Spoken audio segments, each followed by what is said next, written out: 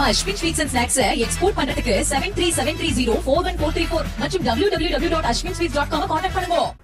5 அம்ச கோரிக்கைகளை வலியுறுத்தி தமிழ்நாடு அரசு உதவி பெறும் பள்ளிகளின் அலுவலர்கள் சங்கம் சார்பாக சென்னை எழும்பூரில் இருக்கக்கூடிய ராஜரத்ன மைதானம் அருகே உண்ணாவிரத போராட்டம் நடைபெற்று வருகிறது. இது பற்றிய விவரங்களை நம்முடைய செய்தியாளர் ஜெரி வழங்க நாம் கேட்கலாம். ஜெரி, மேலும் விவரங்கள். வணக்கம்.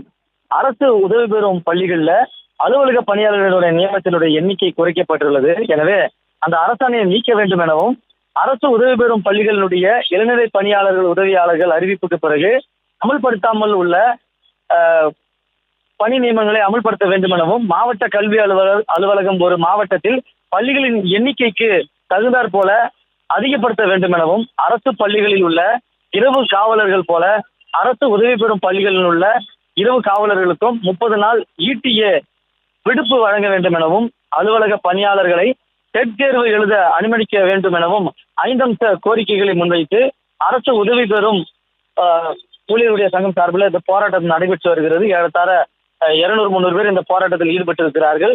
இதுக்கு முன்னதாகவே ஒரு ஆண்டுக்கு முன்னதாகவே கல்வித்துறை அமைச்சரை சந்தித்து மனு கொடுத்திருந்த போதிலும் இதுவரை கோரிக்கைகள் நிறைவேற்றப்படாதால பல்வேறு ஆசிரியர்கள் மற்றும் அலுவலக ஊழியர்கள் ஒன்றிணைந்து இந்த போராட்டத்தில் ஈடுபட்டு வருகிறார்கள்.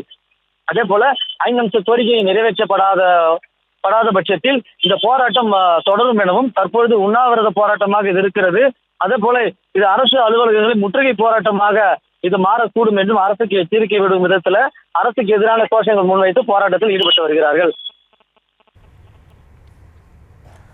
விவரங்களுக்கு நன்றி ஜெரி. நம்ம Ashwin sweets and snacks export பண்றதுக்கு 7373041434 மற்றும் www.ashwinsweets.com கான்டாக்ட் பண்ணுங்க.